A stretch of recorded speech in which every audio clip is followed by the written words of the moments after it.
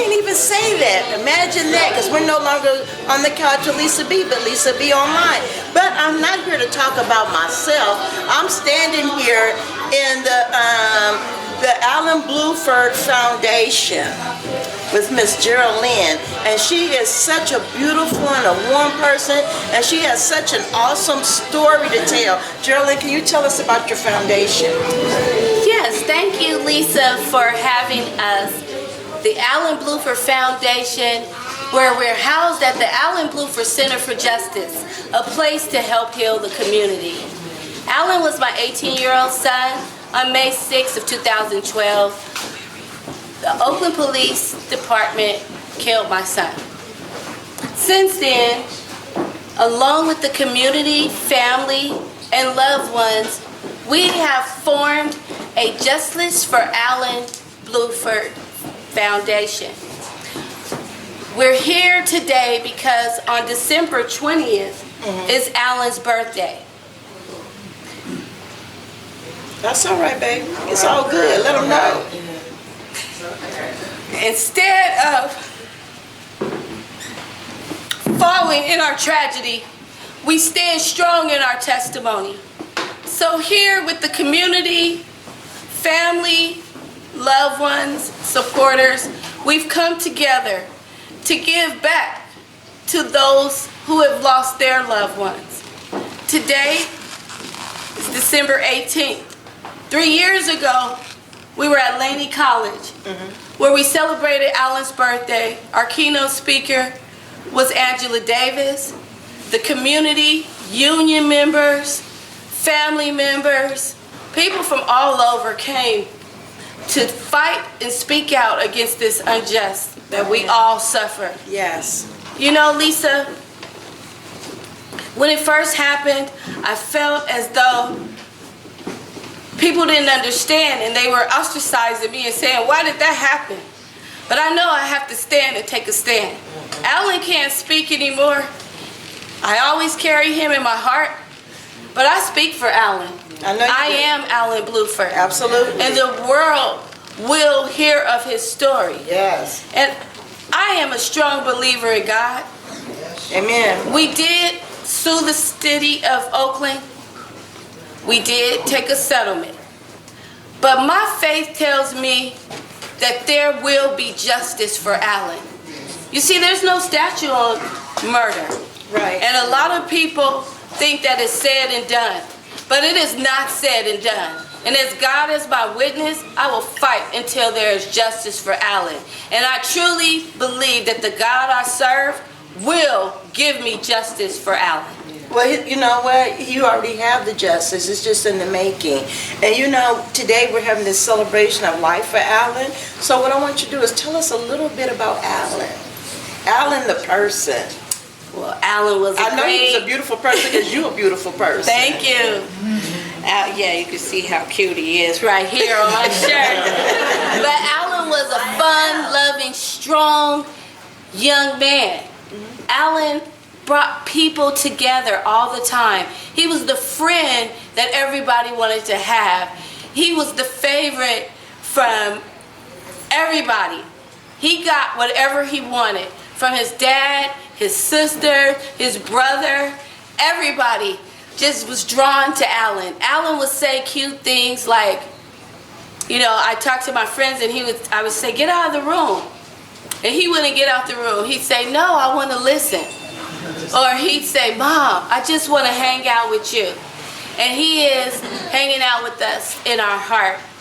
Alan has made all kinds of accomplishments in his life. He was a 3.0 grade point average student. He won championships for teams that he played on. Wow. Alan was just an all-around great guy. And when he was 7 years old, his dad asked him, Alan, what do you want to be when you grow up? And he said, I don't know, Dad. But whatever it is, it will be big. Amen. And it's big. And it's big, absolutely. You know, there's a lot of people who have lost their children at the hands of violence, but it's even worse when you lose it at the ones that you pay their salaries. Absolutely. You understand what I'm saying? Because you look to them for protection, you look to them for guidance, you look for them to be an asset to the community and not for them to come in and destroy your life. Absolutely. We pay them to protect and serve. But unfortunately, in today's society, they shoot to kill. This is not something that just happens out of the blue sky. This is something that happens every day in every city of the United States. And we as a community, as a family, as a people, have got to unite and say no more. That's why here at the Brown-Blueford Center for Justice, my co-director, her name is Molly Costello.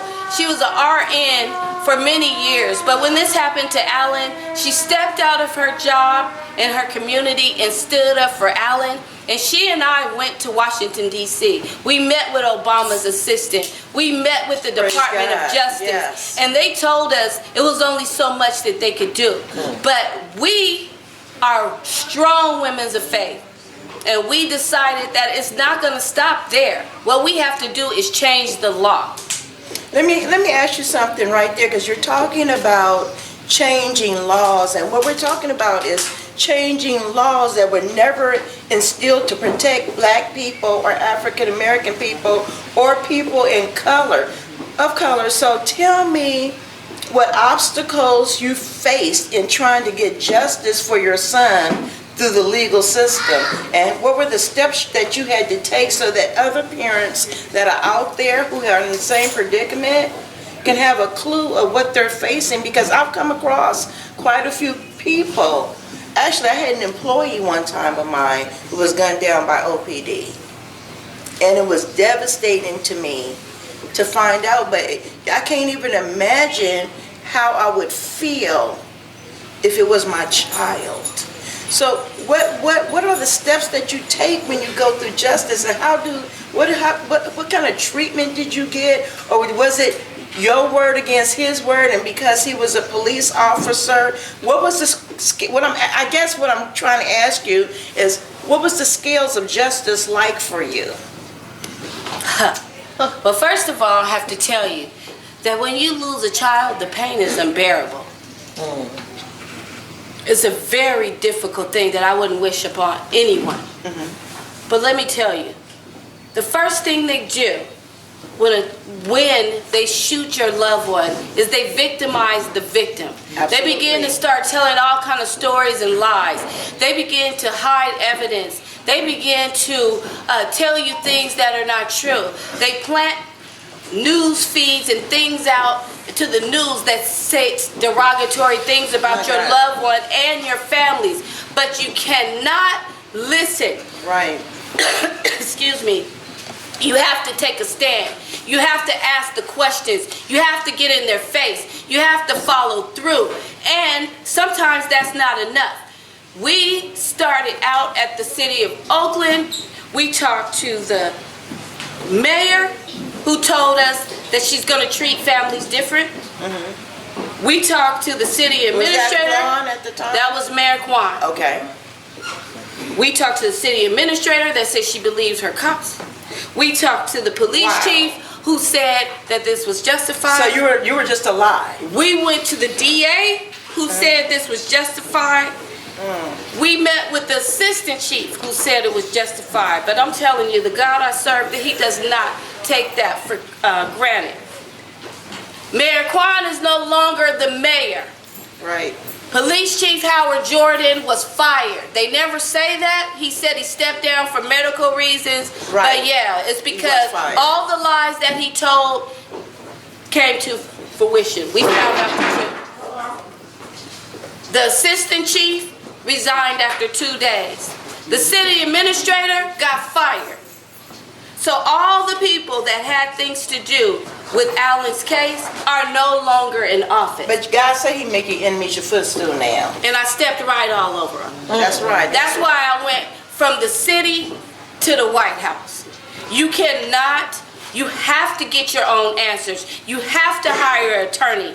You have to, even if you have to march, even if you have to do speak outs, even if you have to, whatever it takes, do not listen to what they say, because they will lie, they will cheat, they will do whatever they can to make themselves look good, and they will throw you under the bus and victimize the victim, as I said before. But as we know today, Alan's legacy will live on. This is a part of the legacy today. Alan was a giving young man. He worked at Skyline High School. He helped the disabled. He served them. He was best friends with everyone. That's what we want to do. We want to give to those who have the same kind of feelings that we have, that go through the same kind of things that we go through. And, you know. Okay, you know what?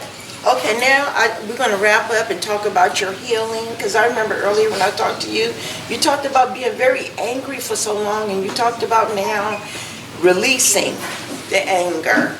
And then I just want to ask you, after we talk about that, how can people get in touch with you to donate to your foundation? Because Lisa B Online has 44,000 monthly followers. Wow. So we want people to give, we want people to support you, because even though you might feel a certain way, there's people who can identify. Absolutely. I have had the opportunity to travel all over to different states, speaking about Alan's story and speaking about our fight. And, you know, to God be the glory. I get messages and letters, and people reach me and say that I'm an inspiration.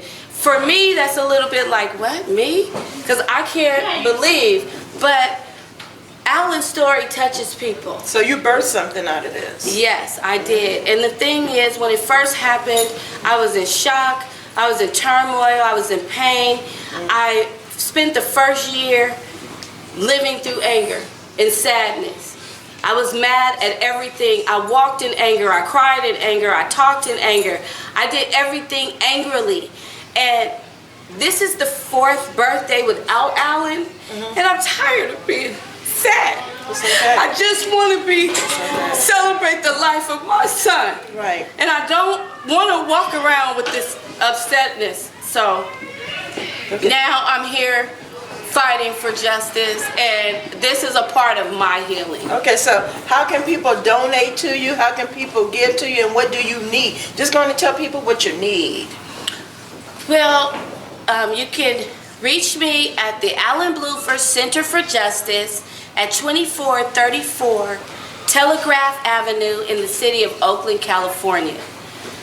We are also on Facebook at the Brown-Blueford Center for Justice. We also have a Facebook page for the Brown-Blueford Foundation, which is housed at the center. This center is here, donated, and set here for a place to help heal the community. We have several different outreaches, so we have people come in all the time, and we do what we can to give back and to help them. I'm also on IG at BabyQT, and that's BAYEBEEQT. And also, again, my name is Jeralynn Brown-Blueford. Our telephone number here is 209-740-9844. Also, I have a wonderful co-director, a family of supporters, and Can you bring just your the commuters. co-director in? Yes, please. I don't know where she is. She's hiding out. She always likes to stay in the back and push me out to talk. But this is a fighter, and she's been fighting for justice all for 3 years with me.